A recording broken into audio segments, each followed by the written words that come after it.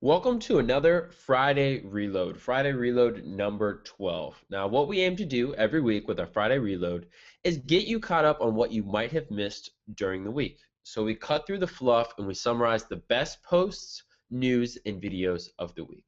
So if you haven't been to our blog, digitaltriggers.io, you can check out the Friday Reload there as well. You can read it, or I am recording this live as a Google Hangout, so you can also watch it. Whatever suits your fancy, we take care of you.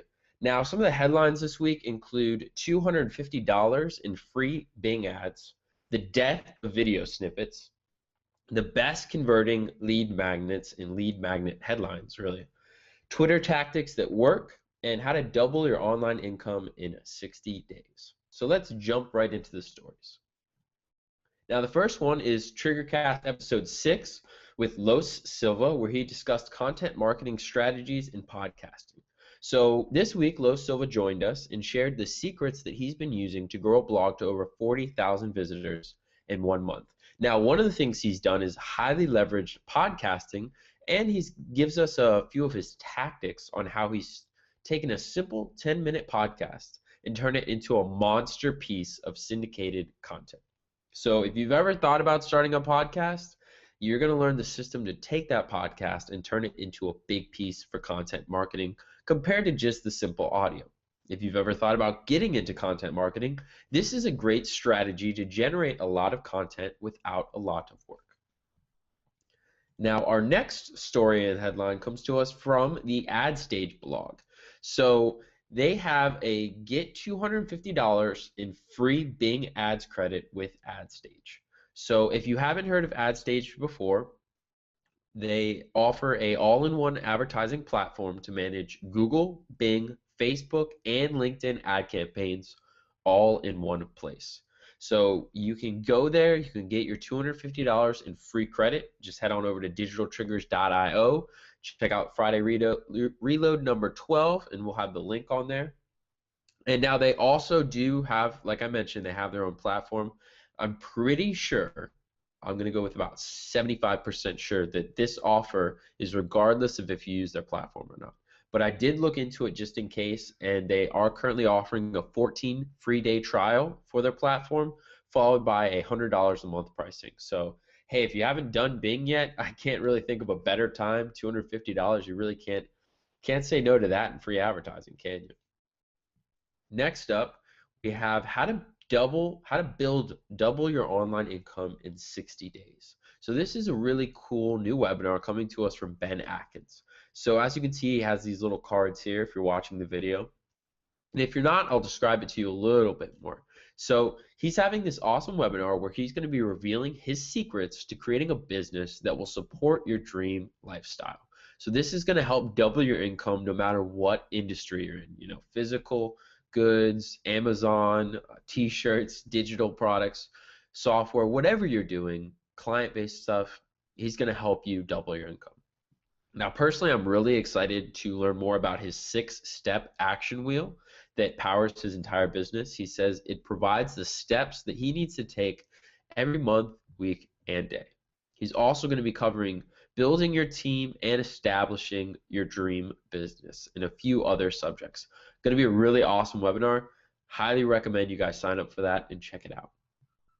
Next up, we have from Unbounce, 7 actionable tips to optimize your social media campaigns. So Unbounce applies their principles of conversion rate optimization here, and they apply it to social media campaigns.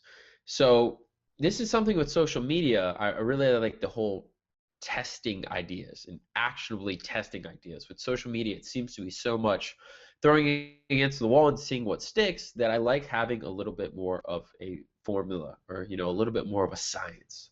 So they're providing 7 different A/B testing ideas that you can use to improve your reach and engagement across social media. I've included what I think are the 3 most important below, and I will share with you guys. Number 1, test optimal sharing times / day with Social Bro. Now, optimal sharing times seems to be a reoccurring theme for social media optimization. And truthfully, I would say for any kind of channel marketing. So if you're trying to reach them via email, if you're trying to reach them via phone, anything, you want to know what the optimum time is, right? If I'm going to try to call you and you're working from 9 to 5, that's probably the worst time to call you. You're not going to pick up your phone compared to calling you maybe at 8 or calling you at 6 to 8 in the evening. I'm going to have a much better success rate.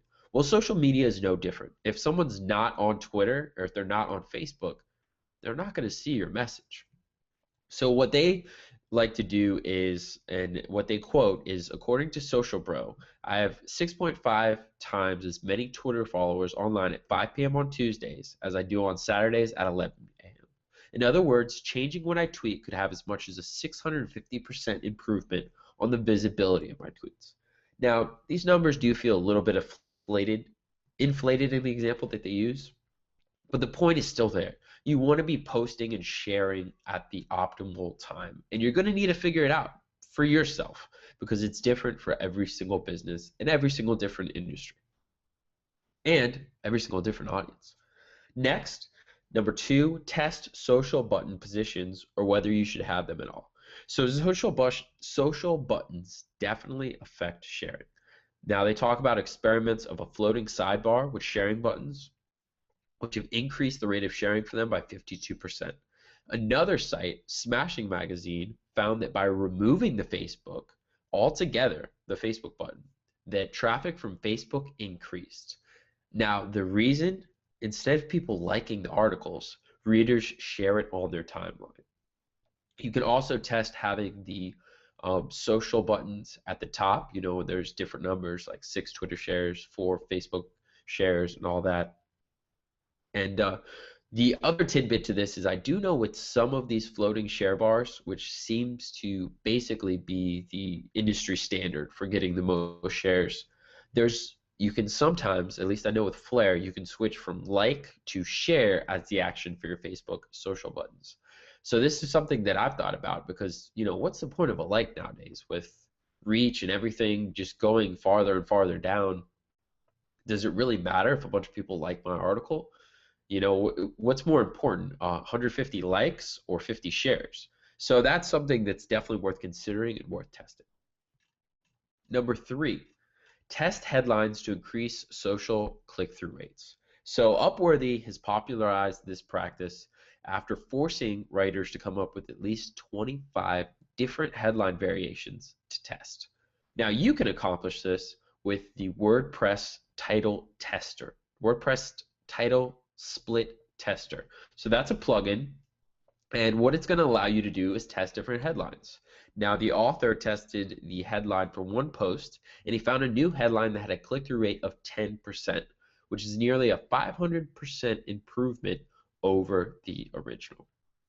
So the original headline was how 6 popular blogs grew to a million plus readers in under 2 years. The better performing title anyways was deconstructing how Mashable, ProBlogger, and Kissmetrics reached millions of readers. So I think that's kind of interesting. I would think part of the reason that it was responsible is how 6 popular blogs grew to. When you hear that first statement, does it really entice you? No. Now, just these 3 words, deconstructing how Mashable, just those 3 words compared to how 6 popular, you're deconstructing, to me sounds kind of exciting. I don't hear that used a lot. And Mashable, so boom, he's throwing in authority. ProBlogger, boom, authority. Kissmetrics, authority. You've heard most likely one of these sites before. You're interested, you're going to read. Anyways, the point being, better headlines, more social click-through rates, more readership for your blog. Now, there are a few other actionable tips, as I mentioned on this post, but I'm only going to focus on these 3 because I do think that they were the best. And as far as headlines, David Ogavli, God, I know I didn't say that right, and he's a legend, so I apologize, but he stresses when you've written your headline, you've spent 80 cents out of your dollar. We know how important headlines are. We talk about them a lot here. There's no reason why you shouldn't be testing them. Now, next up, we have, and I actually just closed out of the window, so I will have to pull it up again, PPC Hero. Now they have how to track Facebook conversions in 5 easy steps. Now, if you're doing Facebook ads, I'm hoping that you're doing conversion tracking.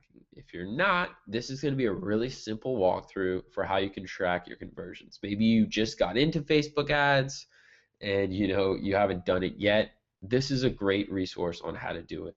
A great simple resource on how to do it. I'm not going to outline the whole process here because it's really not that hard, and it's the kind of thing where if you're going to do it, you need to just go through the steps. So I highly recommend doing it if you haven't yet. Find out which ads are actually drive conversions, and then leverage that data to optimize for conversions and get more conversions. Now, next up, we have the death of video snippets. So video snippets are dead. Well, kind of, sort of, not really. Anyways, they've definitely dropped off significantly. Now, this is a big deal because video snippets in the search engine rankings receive a 41% higher click-through rate than plain text results. So if I'm at number 2 and you're at number 3, or we're pretty close in the rankings, and you have plain text, and then I have my little video thumbnail, my video snippet, guess who's getting clicked? Probably me. So there's a little chart here, and basically it just shows the fact that they've completely fallen off. Now the answer to this, and Wistia talks about it, is that basically video snippets, similar to authorship images, have been completely phased out. As of right now, we never know what Google's going to do, but they have kept a select club of sites that are still getting video snippets in their results. So the video sites that still have snippets: youtube.com, vimeo.com, dailymotion.com, vivo.com, ted.com, today.com, discovery.com, hulu.com, ellentv.com, hgtv.com, video.nationalgeographic, and kirotv.com. So out of all of these, which ones can we still rank on? YouTube, Vimeo, and Dailymotion, as far as I'm aware of. Now, this doesn't mean that video SEO is dead. Now, Wistia points out that they still believe that video plays a role in how Google ranks and interprets your content. They quote, "For example, we had a number of pages that were ranking well with video snippets. Without the video snippets, they're still ranking as highly as before, which leads me to believe Google is still looking at video SEO as part of their overall ranking algorithm." My take on this: video SEO is still extremely important, but the landscape is changing. Your strategy should be changing. Now, if you aren't ranking for video snippets on your own site, you should still be kind of, gunning for this video SEO. But what I think is going to happen is that video snippets click-through rate are going to significantly increase because they'll be that much more rare and that much more few. So this might be a good time for you to learn how to leverage your YouTube rankings properly, and you'll be able to get great, massive traffic where you couldn't have gotten before. Now, if you are kind of in that situation where maybe your YouTube videos ranking and your own site's ranking, you probably want the traffic to your site over to your YouTube video, but I mean, I like to think that's a pretty good problem to have, and if you're in that kind of situation, you're probably smart enough to figure it out. But for everyone else, I think this is not necessarily bad news. This might end up actually being good news. It just, now you got to pay attention on ranking on YouTube, and you have to have a little bit more of a strategy on YouTube. Next up, we have organic tweet analytics dashboard. So we've kind of touched on this a little bit. Twitter's rolled out an enhanced dashboard providing measurable insights into how your organic tweets perform. Now, in order to access the dashboard, you need to add a credit card to your Twitter's ad account. I have not run a Twitter ad recently on a new profile, couldn't access the dashboard. Once I added a credit card to my Twitter ads account, no problem, dashboard was there. Now make sure you do it because you don't start getting the stats until you have this set up.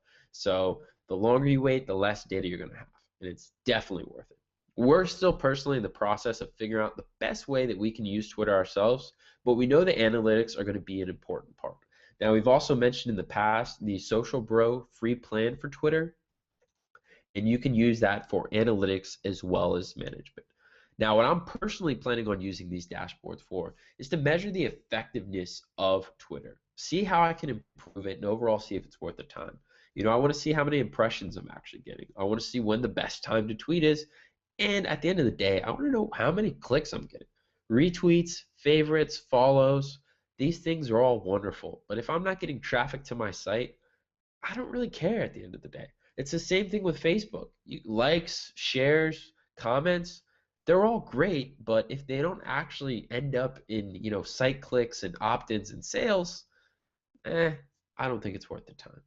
Now, that being said, we have some Twitter tactics while on the topic of Twitter dashboards. And these are some that I've seen or used this week. Now, these are some of the simplest and best Twitter tactics without overcomplicating it. So, one of the simplest things that I've heard and mentioned time and time again is to tweet more. So, tweeting at least 2 to 3 times a day can create a huge increase in engagement. Now, I know this kind of sounds obvious, but the thing with Twitter is that no one cares if you tweet the same thing. No one cares, if you tweet too much. There's really, I guess, just no one minds. There's so much noise there that it doesn't matter. Now, I'm not saying you should tweet the same thing 3 times a day, no, but I'm saying if you posted it on Monday and you post it again Friday or on Saturday, I think you'll be okay. So Twitter quotes that when brands pair consistent tweeting with engaging content, there's potential for even higher organic reach. In fact, Wheat Thins achieved organic reach equal to 95% of their follower base by tweeting twice a day per week, while Trident at Trident Gum saw organic reach that was 5 times greater than their follower base by tweeting 3 times per day. Now, HubSpot also noticed a 55% increase for leads from Twitter. Now, what was their trick? Simply using images in their tweets. Seriously, that was all. They just started using images in all of their tweets, and they started getting a much larger response. Now, we also have a few more tips here from LKR Social Media. So figure out when your best times for posting are, as we've mentioned before. Now, there's Tweeroid, which is a free tool that does this. Write your tweets in advance. So use something like Hootsuite or some other social management type tool. LKR just came out with this one called Edgar at Meet Edgar, I believe is the site. So you can write out tweets in advance and then kind of schedule them on a rotating system. Lastly, repeat them from time to time because most people don't see it the first time. I mean, that's the reality is that, at any given time, if you put out a tweet, only 15% of your followers may see it. So you're allowed to put out that tweet again. All right, enough Twitter. On to the next. Split test.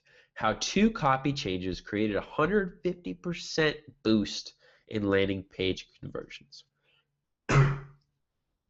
Sorry, been rough on this cold. Now, I've been on a bit of an email opt-in conversion binge recently, so this fits perfectly in what I've been reading. But let's cut to the chase and check out the results. Now, I will say that I'm sure there's some test sticklers that are going to be a little bit disappointed on the way this was run because it's not a quote-unquote perfect test. But those people are a little bit too caught up in it. So, let me get his name right. Clint Salter did. He had 2 different landing pages. All he changed was the headline and the sub-headline. What he ended up getting was a 152% increase. So the original headline was free download reveals. That was the headline. So free download reveals ... How to attract clients in 10 days. Pretty standard. I mean, the free download reveals how to attract clients in 10 days. It seems like it has something going for it. Now, his new headline was get results today. Subheadline, 10 proven strategies to bring you new clients today. Now, noticeably, both of these new headlines, this headline and the subheadline, focus on the word today, which I really like. I also like the strong focus on what benefit you're going to be getting and that you'll be getting it immediately. I mean, where's the urgency? Like a free download, okay, cool. Clients in 10 days, all right, compared to today and today. Like I'm gonna get new things today. That gives me the urgency to put my email and download this thing and hopefully read it. Now I plan to do a similar split test because one of our lead magnets just fits perfectly into this. So I might even just basically almost copy his headlines and split test it for me to see, what kind of results I get. Now, if you're also wondering what the original page stats were, his base headline converted 11.41% of visitors, and the alternative had a conversion rate of 28.76%. So, I mean, that's a huge increase. 11% about to 28%. Like, oh, I mean, it feeds back into what we were saying before. Headlines are hugely important. All right, now it is tool time, tool time, tool time. So, got a little bit out of whack here, but no worries. And for those of you listening, I have my windows a little bit out of order. So, the first tool is Taco app. So, if this makes you hungry, it makes me hungry. But what it does is it puts all of your tasks on one screen. Why it's called Taco, I'm not quite sure. Now, currently, I'm actively using Evernote, Basecamp, and Gmail for most of my task doing and getting things knocked out. And then I also post in Socialcast and I work in Socialcast with the team a little bit. Now, what Taco does is it solves the problem of all these different services by bringing them together into one simple screen. It works with over 35 plus different services. I say it's like Zapier meets to-do management. So one of the examples they provide is, you have a few different, I think Basecamp, and I'm not sure what the other two are, but Gmail's pulled in there. So I can see this being really beneficial if you're juggling multiple apps right now. Maybe you do client work and you have different clients and different task management things. If you're doing customer service, I can see where, on your to-do list is to send out an email, and it's a little annoying to write in Basecamp, right? Respond to this email and then go back to Gmail, and right, you're moving back and forth. Instead, you can just plug that right into your to-do list.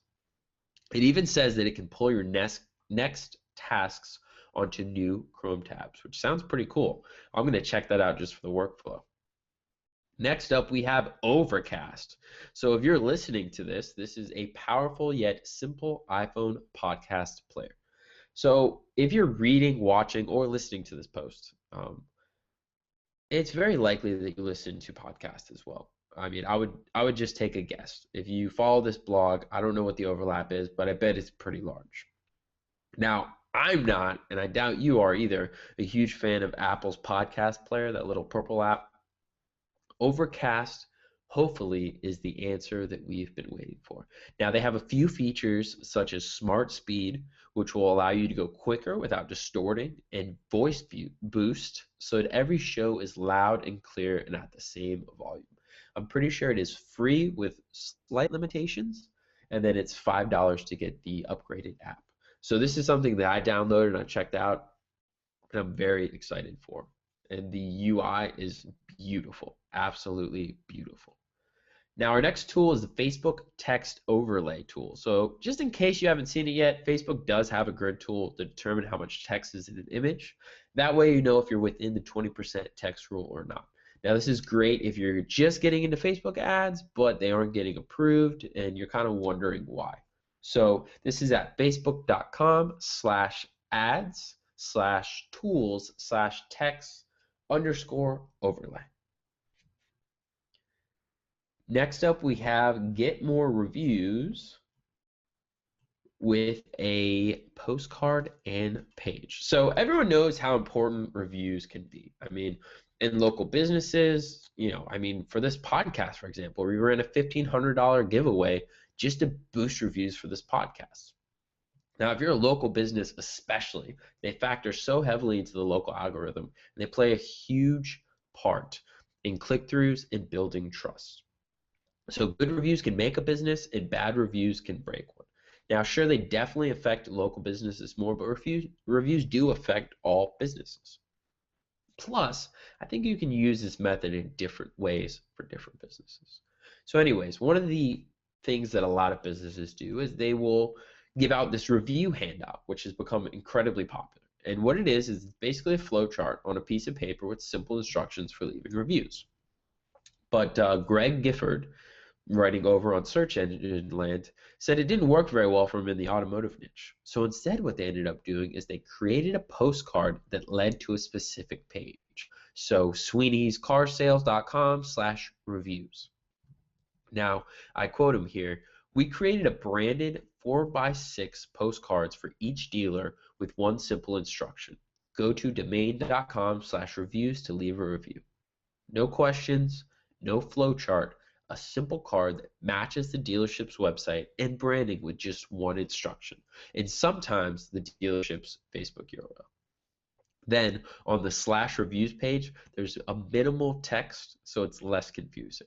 We ask the dealers to hand out the cards at the final handshake when the customer is about to get in the car and drive home.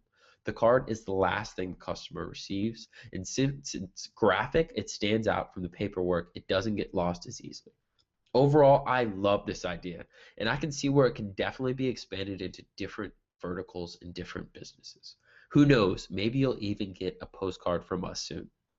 What would also be interesting is if they had retargeting set up on that page. So then anyone going to that page and leaving them a review, they can, at least retarget them with this pixel and then reach out to them to get them to like them on Facebook, and maybe even do a Facebook ad where you try to get a referral for their business.